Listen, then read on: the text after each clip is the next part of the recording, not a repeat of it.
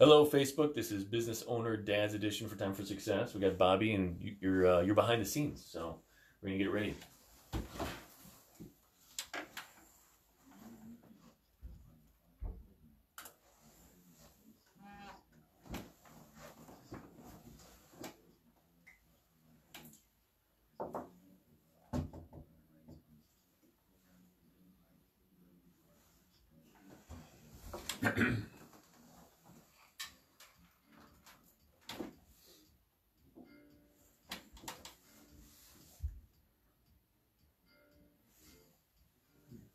Hello, this is Matt Barbie with Time for Success, Business Owner Dad's Edition, and this is the show where we really dig into what does success mean to individuals and how do you balance success in business and life and family and all those areas.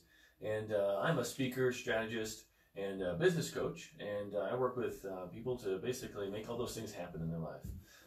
And so today we're very lucky. We have Bobby Adams with Adams Center for Hypnosis. Bobby Center for Hypnosis. Thanks, Bobby. I know you heard him like mouthing it to me over there, but saving me from messing it up. So, Bobby, please tell the audience a little bit more about you and what you do, and get into a little bit too about what your family looks like. Well, as Matt said, my name is Bobby Adams, and I am the owner and operator of Adams Center for Hypnosis in beautiful downtown Cedar Hill. Downtown Cedar Hill. In Jeff County. And what we do primarily is, as our watchwords are in the National Guild of Hypnotism, is we're just everyday people helping everyday people. I love that. With everyday problems. Oh, that's good. That's good. That's what we do. And simply what I do to facilitate that is just sit down, relax, and talk with people to find out why they came to me today and how I can assist them in any way possible. Simply by helping them to look at their issues differently than they did just a few moments ago. Perspective. That's the name of the game right there, perspective. Absolutely. So tell me a little bit more about your family. You're married, right? Got some kids? I am married. I have 2 children. They're back in the state of Ohio. Oh, okay. And I have a son. I have a daughter. I have 4 grandchildren and 2 great-grandchildren. Oh, wow. Hoping to meet them all someday. But primarily my wife keeps me pretty well occupied here between the business and her and my other outside activities, such as paranormal investigations. That keeps me busy. Oh, I bet. Yeah. Well, we first met because you came on the morning show that I do as a paranormal investigator and shared some really cool stuff. But that's kind of a hobby of yours. Your main thing is the working with people to help them to get through basically the things that are holding them back, right? Certainly, and we have many different issues such as smoking cessation, weight management, sports enhancement, helping children develop better study habits. That's good. Helping with seniors with recall of vital information. Oh, okay. We also there are very few issues that we cannot assist in one way or another. The only place we have to draw the line is that we are just everyday people, helping everyday people with everyday problems. I love that. If someone happens to have let's just say a mental condition to where they would perhaps need medical assistance with chemicals or things of this nature, right. That's where we have to draw the line. We cannot go there. Yeah, but in the world, our subconscious really gets in the way a lot of times of us really achieving our goals and getting the outcomes that we want. And you help kind of switch some perspectives there and help people kind of maybe retrain the subconscious kind of through hypnosis. You get directly to the subconscious in a lot of ways. Is that kind of how that works? I'll let you know a little secret. All right, please. And the secret is simply this: we bypass critical thinking and enter directly into the subconscious mind. Nice. The way we do that, and I know that my fellow hypnotists here, if they happen to catch the program, which I know they will, they'll probably rag me for this, but I'm going to nonetheless let out a little secret. Uh-oh. All right. What we do is just... You heard it here first. Yeah, that's right. You heard it here first. This is the way we do it, is in a hypnotic session. Yeah. What we do is just simply place the person in a nice, relaxed environment. Yeah. Put them in a position to where they are given a task. They only have two things to do: relax and concentrate at the same time. As we do this, we give the conscious mind a task to do, such as count backwards by 2, starting with the number 100. And as they're doing this, as the conscious mind is doing this, it will continue on that until it either A, gets bored stupid and decides to start daydreaming, or it will continue to count on its own. As it's been given this task, then the subconscious mind, once I've bypassed critical thinking, the subconscious mind opens up and says, okay, I'm listening. What do you want to talk about? And it will also take everything that I say literally. So you have to be very careful in your wording of your suggestions, thoughts, and placements of different ways of just taking today's situation and turning it around in a different way. That's all part of it. That's the key. Yeah, well, I'm sure people put a lot of trust in you, and so you want to be careful in that process, right? You have to, because once you, like I said, once you enter the subconscious mind, everything is taken literally. Yeah. So if you were to use negative phrases such as, if you continue the current travel that you are on now with your smoking, you are going to die. You are a loser if you continue to smoke. Oh my goodness. See, those type of words would be powerful, strong, negative. And since you've already bypassed critical thinking and you've went into the subconscious mind, it will perceive that literally. Yeah. And the person will think from that point on, I'm a loser. I'm going to die. Yeah. Yeah. You have to be very careful. Yeah. Actually, you know, the smoking cessation that you bring up, I think somebody who's watching right now was actually telling me this morning that I guess it was, I think she said 7 years ago, she went into a hypnotism session as a smoker, and then walked out not a smoker, and she has not smoked for 7 years. So that speaks to the power of it, because smoking is highly addictive. People try a lot of different ways, but I've heard some great success stories of hypnotism and smoking cessation. So that's awesome. So kudos to you, and I'm sure anybody out there who's watching and been through that, it's like probably clapping for that too. It is smoking cessation and weight management. That's our bread and butter. Yeah. Now, if you'll notice, I said weight management, and it's simply from the aspect that if you say weight loss, the subconscious mind will focus on the loss. It thinks it's lost something, so it'll go find it. That's why people, when they go into a diet, first thing they focus on is the word die. You think you're going to die. Really? Because you think you're denied foods, you're denied certain things, so you're going to die. Yeah. No. So we use other positive affirmations and other more positive directive words in our suggestions that are more readily accepted and redirect the person's thinking. Yeah, yeah. That's amazing to really think about that, because I feel like a lot of people, whenever they have weight loss, their body does go and try to find it again.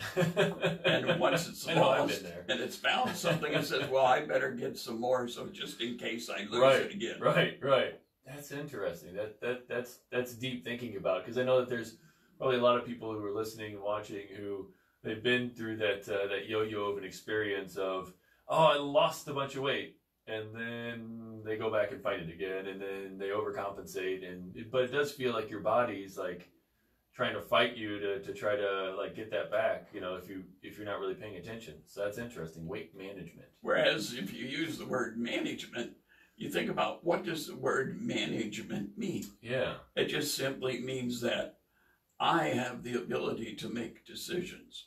I have the ability to use not only knowledge I currently have on good nutrition, exercise, rest, drinking water and other good vital fluids.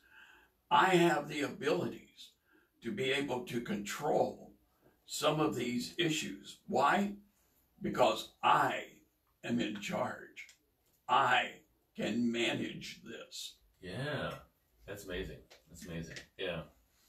Just the small little change in words can be so powerful. Precisely. And that's kind of the secret of hypnosis, because that's how it works. Now, kind of thinking back, circling back around on your family, and it's always interesting to kind of ask, like, so how has that affected like your profession with hypnotism and the words and everything like that? Do you see that it affecting the way that you raise your children? I wished it had, because I didn't get involved in hypnotism until, let's see, it's going on 17 years now. Oh, okay. Okay. I moved out here to Missouri 22 years ago. And that's when I first became involved in hypnotism. And that's simply because, see if any of your listeners have ever been to a comedy hypnotism show. Oh, yeah. I've definitely been to one. I'm sure there's some folks who have been, yeah. And you know yourself, you've seen perhaps, in my case, I was recovering from knee surgery. And I was very depressed, feeling just horrible, racked with pain, and feeling my self-worth was not worth a darn. And my late wife said, tell you what, let's go to the Funny Bone tonight, and let's see, there's this guy, his name is Ricky Kalman, and he's a hypnotist. Let's see what this is about. That'll be fun.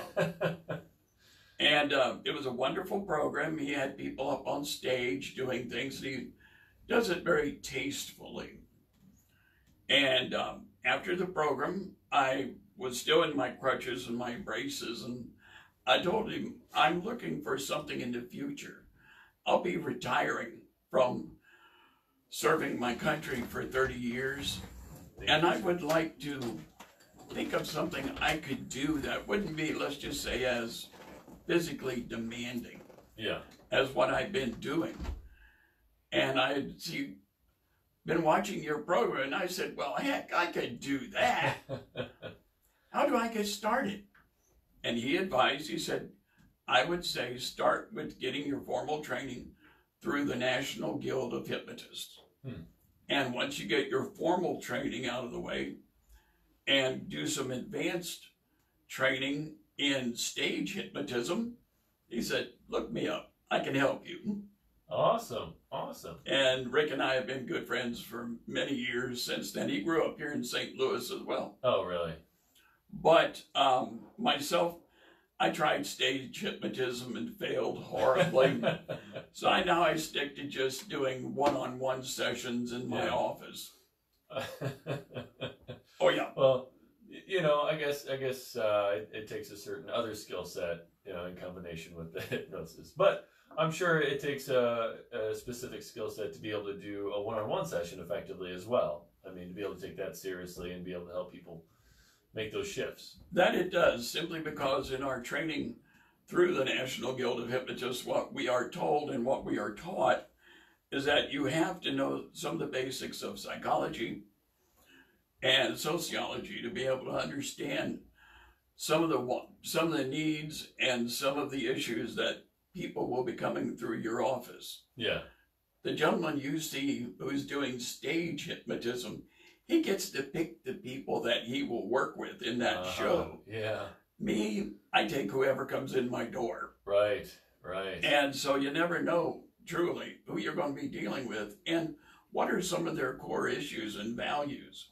We all have those, and you've got to learn how not to offend or cross certain boundaries in their lives, so that you'll just like that lose them.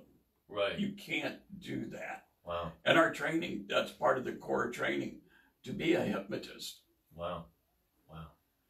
So you have to balance your life right now, personally, between family and business. What does that look like on a day-to-day business or day-to-day basis? Is what I'm trying to say. It's a different B word, but basis for you. It is challenging vis-a-vis that I have to schedule my clients with what are the needs of my wife at the time, because she is an invalid and I am her primary health care provider, and I take care of her daily needs as best I can.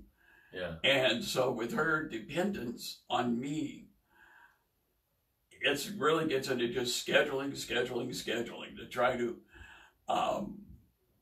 take care of her needs and her time frames, and then balance seeing my clients in between times. So that's really gets to be a juggling act. You know what they say to jugglers? The act is only good as long as your balls are in the air. Yeah. And so consequently, sometimes juggling and keeping all those balls in the air is very difficult. Yeah. Yeah. And so sometimes I say this with regret and remorse, but there are some times that the needs of the client and the needs of my wife clash. Oh, yeah. And I have to work a mid-ground somewhere to where I can say, well, my wife needs me during this period, and I have to see if I can negotiate with the client to perhaps come at another day, another time, something like this. And it can get quite frustrating. Right. Quite frustrating. But do what you got to do. As an hypnotist, and understand, you understand the subconscious at a deeper level than most. Are there certain things that you just kind of do for yourself to be able to kind of work through that frustration and stay focused? Because in both of those situations, I mean, you have to stay pretty focused on the mission at hand, right? I mean, when you're helping your wife, you got to make sure that you're careful with her, and I mean, because a fall could happen or something like that. But then also with your client, I mean, like you said, you gotta really walk a very strict line with the very words that you use. So how do you recenter yourself in those situations to make sure that you're staying on task and staying focused? Well, I just fall back to the military training, and that is, we were always taught, that the mission comes first. Yeah. What is the most important? What is your mission for today? And you improvise, adapt, overcome, and conquer. Yeah. And sometimes that is difficult because, as you said, I can balance the needs of my wife, her physical limitations and everything against my business and my clients. But I must say it leaves little time for myself. Right. And as such, I find myself, once the client's taken care of, once I have my wife's needs taken care of, I just put myself, I'll go back to my home office. I have two offices, one at home and one in beautiful downtown Cedar Hill. At Cedar Hill Chiropractic, my partner is Dr. Sean Levine. Oh, hey, Dr. Sean. And he's just a heck of a wonderful chiropractor. Yeah. And he's also a great business partner. But once I do that and I get everything balanced, what I do is I put myself into a nice deep state of hypnosis, and I use self-hypnosis on myself to make sure that I'm centered at all times. And that works to a point. Yeah. And sometimes I just find myself, I'll be driving down the highway, everything's fine, and radio's playing, I'm bebopping, everything's good. And if the traffic all of a sudden starts backing up, Oh, I'll say words that we can't say on radio. Right. And I just got to vent. Just vent. Just kind of let it out. Cathart a little bit, you know. And I do that. You know, it's a good way because I do it quietly in the car when there's no one there. Right. No witnesses. So it's good. Yeah. Plus I also, alluding to our next guest you'll be interviewing, I, this year, started something new. What's that? Got a gym membership. Hey, congratulations. Now, have you used it? I have have to call you out, but I have. I just started, and it's again a local business. And what we do down in beautiful downtown Cedar Hill is we try to support each other. It's a small community. Oh, that's great. And the different businesses we try to support each other. Yeah. And this is a small gym that just opened up. Oh, great. And they're providing a service that's needed in that part of Jefferson County. Absolutely. And two, it's convenient for everyone in that community. Right. So I figured, what the hey, this year I'll give it a try. And it's 24-hour access, so that's good. Yeah. Once again, as we were speaking earlier, I can take care of my wife. I can take care of my business. And if it happens to be 2 o'clock in the morning and I have some free time to myself, not a problem. I can go work out at the bar. Yeah, that's good. At the bar. The name of the, I know this is going to sound silly, but the name of the, and I'm doing a plug here, folks. Okay, shameless plug. But the name of this gym is called Meet Me at the Bar. Oh, wow. That's and awesome. You know, it's catchy because, you know, you think of weightlifting, barbells, the whole bit. And of course, their tagline is, "We'll be the only bar that your wife won't object to." Oh, nice. And I tell my wife that's a little inside joke when she sees I'm frustrated. I gotta let this out. Right. I'll say, I'm going to the bar. And she knows where I'm going. Going to the bar to work out. Right. That's fantastic. Well, you know, the trick is using the gym membership, and I think I can't remember what the statistics are in terms of people joining members or gyms at the beginning of the year every year. Maybe the next guest, Jessica, will have some insights on that. But yeah, that's great that you're going out there. But it probably makes it a little bit easier because you said too that you've got a good community that kind of supports you. So do you? So I mean, you go with people sometimes, and you just have kind of maybe accountability partners. Well, there are times I have met some of my clients there because I've recommended them, for one, to go to the bar since it's close. I mean, they've already made it to my office, and the bar is only 2 blocks away. Yeah. So so that's good. But, you know, we were talking about, one of the things we were talking about was, or I just want to point out is, what does success look like to you? Yeah. Now, I'm a little small business, one owner, you know, I'm one person. But to me, you know what success really looks like? Referrals. Referrals.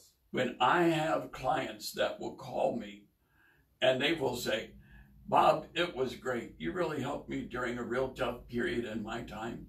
Yeah. And I'm looking forward to the next session that we'll have." And my Aunt Gracie, I told her about how you helped me. Yeah. And she'll be calling you next week. That's fantastic. Yeah. Those are referrals. Things of that nature is what really keeps my business going. Those personal referrals. So when somebody loves the experience so much that they can't help but bring their friends and family. I have that. I've had people even seen. Matter of fact, one of the things I'm most proud of was I helped a child to increase his study habits. I got a letter from his mother with a copy of his report card. Yeah. She had circled, "Do you see all these A's and B's now that he never had before?" Oh, wow. Thank you, Bob. Yeah. You know, a lot of people wouldn't even necessarily think about that, but yeah, sometimes it's I mean, kids have head trash. I call it head trash. The things that get in the way of our success just as much as adults do. Maybe not quite as much of that baggage, but still. That's incredible to think that you know, you can help a kid, you know, achieve things in school at an early age and start feeling successful themselves. You know, precisely. That's incredible. Well, real quick, we've only got about a minute. Can you tell the audience how they can get a hold of you for more information?